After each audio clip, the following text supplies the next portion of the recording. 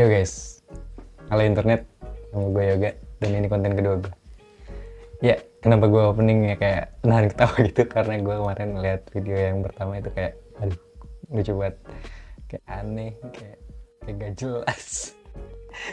Oke guys, di konten ini buat yang baru nonton di konten ini gue bakal bahas soal kehidupan, soal ya macam-macam lah, tips and trick foto dan videografi karena gue juga kan kerja dan hobi gue di situ ya, kerja gue fotografer, video editor. Di konten ini gue bakal bahas soal settingan kamera sih, di soal visual ya. Mungkin nanti habis gue beres konten tips and trick visual ini, gue bakal pindah ke tema dan judul-judul lain. Nah, di konten kedua ini gue bakal bahas soal segitiga exposure, teman-teman. Buat lo yang belum pada tahu atau lo yang baru pada pegang kamera gitu, bingung kan apa sih itu segitiga exposure gitu. Nah, segitiga exposure itu teman-teman bagian sebenarnya bukan basic lah.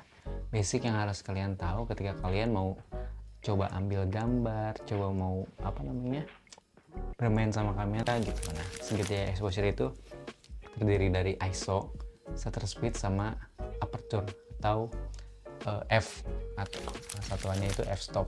Itu tuh bagian yang bakal bikin foto lu, kalau settingannya bener, itu bakal bikin foto lu kayak looks like good gitu, kayak ya ada seninya gitu. Itu yang bikin foto itu bagus atau enggak, itu ya penentuannya di situ. Nah, teman-teman, gue bakal jelasin nih gimana caranya gue setting di kamera gue. Settingan yang biasa gue pakai, yang gue pakai itu kalau misalnya untuk video atau foto outdoor.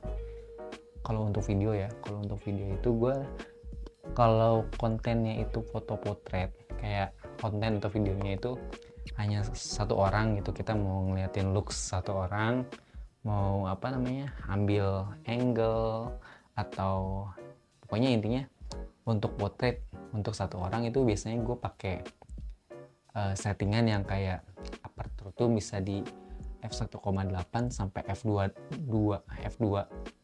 setengah lah. Itu settingan yang bisa gue pakai karena gue butuh gambar yang tajam, terus background yang blur atau bisa disebut bokeh gitu. Itu settingan yang biasa gue pakai untuk foto dan video gitu. Nah, untuk settingan kalau misalnya kita foto bareng atau foto banyak orang, atau mau ngambil ngambil backgroundnya gitu, intinya itu gue biasa pakai yang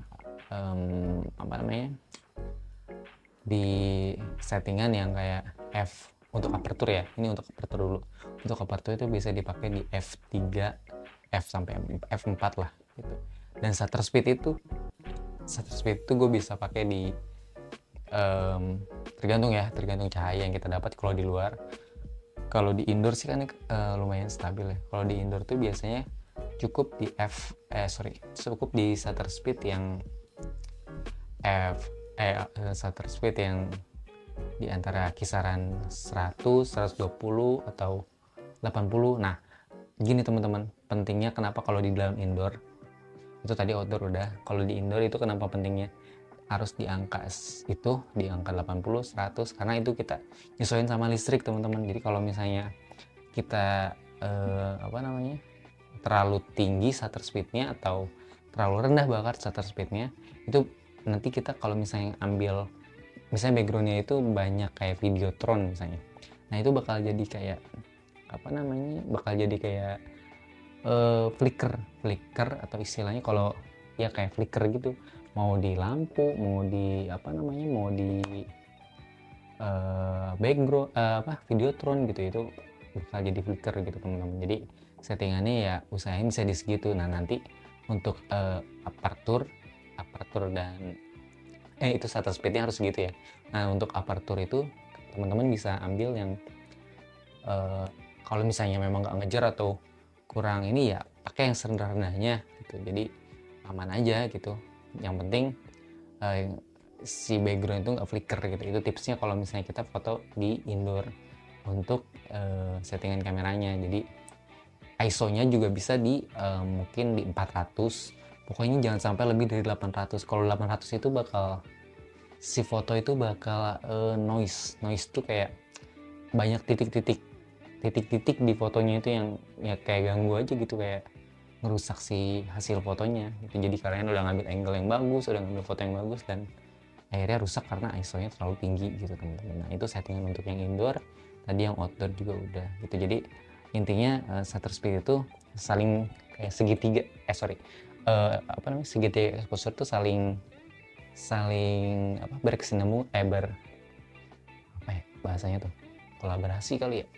Intinya ya di sini misalnya segitiga nih, di atas tuh ada kayak ISO, shutter speed, sama aperture. Jadi pokoknya itu tiga itu saling berhubung. Jadi kalau misalnya kalian aperturnya yang f1,8 sampai f1,4 f1,8 itu shutter speednya harus nyesuaiin, ISO juga harus nyesuaiin. Jadi nggak bisa, pokoknya semuanya saling terhubung gitu. Jadi ya itu, jadi pentingnya shutter speed, pentingnya segitiga exposure tuh kayak gitu ya. Itu sedikit yang gue tahu soal segitiga exposure. Mungkin teman-teman ada yang lebih tahu atau ada yang lebih paham, bisa tambahin di kolom komen buat teman-teman yang lagi bingung. Oke, itu dulu kali ya bahasan yang lain soal tips and trick settingan kamera gue ya nanti. Dan color grading juga gue kayaknya masih jelek, jadi color grading gue juga masih nyari-nyari. Sebenarnya gue juga kenapa mau ambil kamera yang bisa pakai lock profile ya, salah satunya ya gue mau belajar color grading. Jadi kalau yang anggap gue so tahu segala macam, ya emang so tahu emang so asik. Jadi ya namanya juga belajar ya, sama-sama belajar. Dan gue juga bikin konten ya, moga-moga ada yang bisa dapat manfaat. Dan kalaupun nggak ada yang nonton ya buat arsip gue aja itu. Jadi yang pertama, kalau nggak ada yang nonton bisa jadi arsip gue. Kalau misalnya ada yang nonton dan bermanfaat, bisa jadi ladang pahala buat gue. Dan kalau misalnya ya itu sih, itu aja. Jadi nggak terlalu pikirin gue ada yang nonton apa nggak ada yang nonton, atau ada yang nggak suka, atau kalau ada yang nggak suka, atau ada yang lebih pro ngasih masukan ke gue, ngasih kritik, saran, ya itu juga sebenarnya benefit buat gue gitu.